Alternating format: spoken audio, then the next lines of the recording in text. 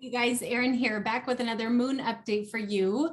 We are having a new moon coming up September 6th at 5:51 p.m. Pacific time. I believe that's a Monday. So this is a time for new beginnings. For those of you who are new to this, new moons are a time to set our intentions for what it is we want to grow in our life, what it is we want to bring into fruition in our life. And this energy is specified by the sign in which the new moon takes place. So this new moon is in the sign of Virgo, 14 degrees Virgo. Virgo is the sign of health and being of service. Also has a lot to do with like paying very close attention to detail. So we can all set intentions for new beginnings with that sort of thing in our life, new health protocols, that sort of thing. And we all experience this as a collective. However, it's also very unique to each and every one of us. It really depends on where that sign of Virgo is in your own natal chart, which house in your natal chart the sign of Virgo occupies. For example, if it's in your first house, your house of self, then this is a really important one for you. If you're a Virgo rising, this very well could be taking place in your first house.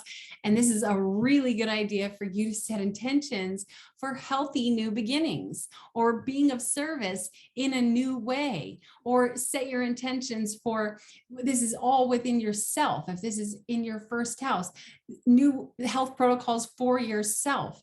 Or maybe it's in your third house, your house of communication and sharing information, and you want to set your intentions for healthier new beginnings with your communication skills, or you want to be of service with your communication skills. Or maybe it's in your 10th house, your house of career and public life, and you want to set your intentions for more healthy ways to be of service with your career, that sort of thing. And that's why I offer these 10-minute moon readings for just $22. So I can tell you which area of your life these new moons manifest and what sort of connections are being made with other celestial bodies and that sort of thing. So I can help you finely tune, what it is you're trying to bring into fruition. Okay, so let me just dive into this, guys. Let me share my screen with you and show you what's going on for this new moon in Virgo.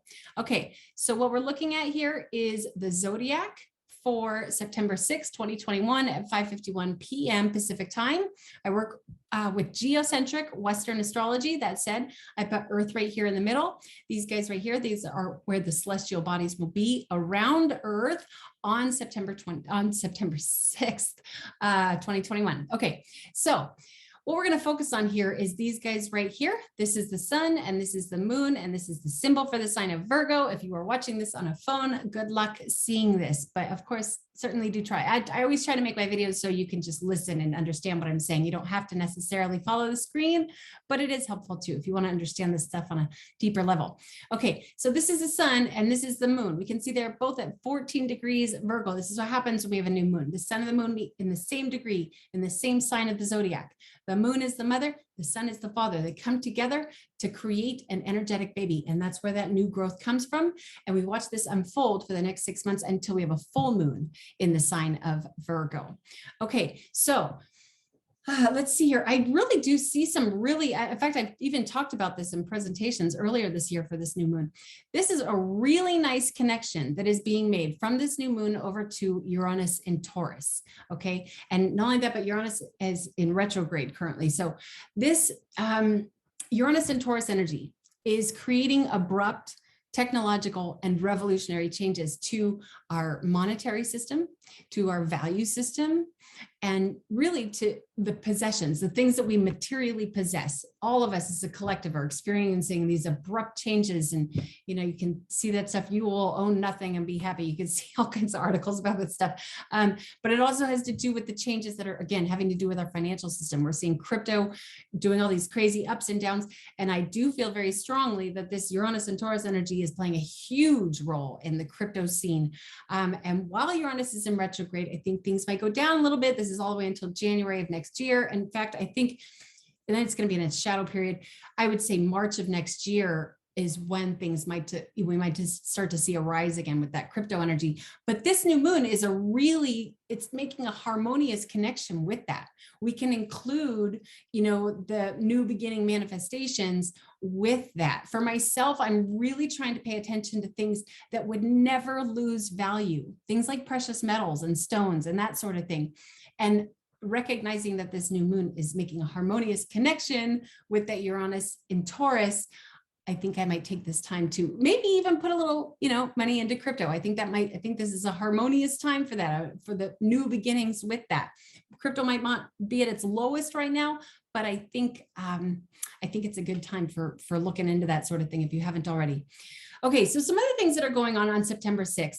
We do have, we also have Mars in Virgo. Okay, that's also another thing that's making people really pay very close attention to detail. Mars is how we put things into action. People are putting things into action with detail, which is an interesting time to be doing that. And I'll tell you why in a minute, but first let's talk about Venus and Mercury are both in the sign of Libra, which personally, I really enjoy both of these placements. Venus actually rules the sign of Libra, so she works very comfortably there. And this is about partnerships and relationships. There's some challenging aspects coming off of this. So Venus is going to be squaring Pluto, and that can create some tension in relationships for sure, but also it's making a very harmonious connection with Jupiter. That is lovely. That is, that can make things more expansive with your relationship and that sort of thing. Things can really kind of grow with that type of energy with relationships. But then also Mercury in Libra, I like this because it creates this highly intellectual energy. Libra is an air sign, so it does work very well there. Okay. Now let's see here. We also have a lot of retrogrades going on. Well, the nodes are in retrograde, but they're almost always in retrograde. So we're not really going to count that, but we have Pluto in retrograde, Saturn in retrograde, Jupiter in retrograde, Neptune in retrograde, Chiron in retrograde, Uranus in retrograde. So this is a lot of retrograde energy. And the way that I'm feeling into this is that we're kind of taking, it's like we made, 2 steps forward and now we're taking another step back. All of a sudden people are having to put their masks on again and that sort of thing. We're seeing some like backtracking, that sort of thing. And I think that's going to go on for a while. I think the retrogrades are playing a big part in that, but that's okay. We're not going to let that, get in our way. We're going to keep moving forward. This retrograde energy is actually a really good time to make sure that you're doing everything right. Before you start moving forward again, say you were on a really good health protocol and all of a sudden things started, not getting so well. I've heard this from quite a few clients lately where, oh, I was doing really good, but then all of a sudden, this happened and my health's not as good as it was. It's time to rethink your protocol. It's time to really, make sure you're doing things holistically. Did you miss anything? Are you making sure that you're paying attention to all the little unique parts of yourself to get that body healed, that sort of thing? This retrograde energy is a good time to reevaluate what it is you're doing as an individual and also as a collective. Okay, so let's see here. Some other things I'm going to mention. The sign of Virgo.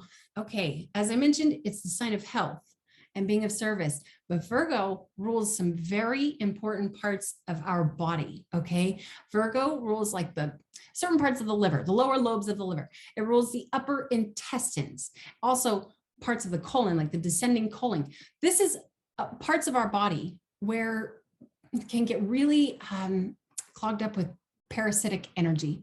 And this new moon is a really good time to cleanse those parts of our bodies.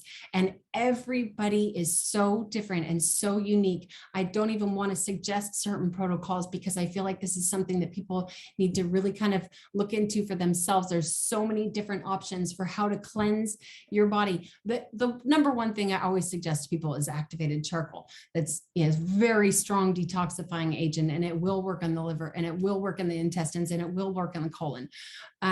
But there's so many other things we can do that, there's a strong tendency for things like candida overgrowth with that Virgoan energy, doing some sort of a candida cleanse or parasite cleanse, anti-parasitic herbs, that sort of thing. But then also follow that with something that will cleanse, especially that liver, even just milk thistle, something gentle like that to help flush your system out. I might even be doing some sort of like a 3-day water cleanse for this new moon, because that new moon in Virgo is an excellent time for that.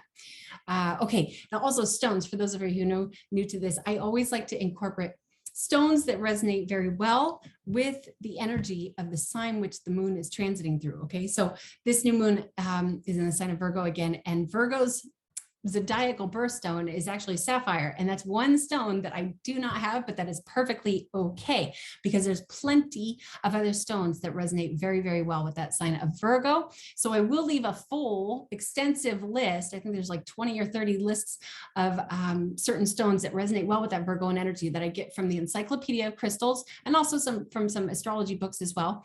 But one of my favorites that's on that list is green tourmaline. Now, I know that the camera is not going to pick up the green in this stone. It looks I've got black tourmaline right here. This is a much more common tourmaline, but this is green. And if you look at it in the sunlight, this thing is absolutely stunning and gorgeous. And this is one of the favorite stones that I have. So I will definitely be sitting with my green tourmaline for this new moon ritual. And when I talk about rituals, moon rituals, it just depends on how much time I have that day. Sometimes I can only take 10 minutes to go put my feet on the ground. I always make sure that I've got my feet touching earth when I'm trying to envision what it is I'm trying to bring into fruition. And I always make sure I've got that stone, that resonates with the moon's energy that night. And I set my intentions that way. I pull out my journal and I write down what it is I'm trying to manifest. And I write it down as if it's already happened. And that's my moon ritual. I understand that these lights in the sky have a very, very strong influence on us, and that we can work with them. We can get on that vibration and work with them towards our highest soul purpose. So that's what my moon rituals are all about. Okay, so let's see here. I think I pretty much covered everything for this new moon in Virgo. I think it's a really good time for a cleanse. I think it's a really good time for setting our intentions for healthier new beginnings. And I also think it's a good time for people to start to understand their natal chart a little more. So if you would like to schedule an astrology reading, you can just go to my website, erinwageastrology.com. That's ERINWAAGE, astrology.com. And I will leave a link. You can also just send me an email, erinwageastrology@gmail.com. I'll leave links for both of these things. Just look in either the description or the comment section of wherever you are seeing this recording. Okay, you guys, thanks so much for watching. Until next time, namaste to all of you.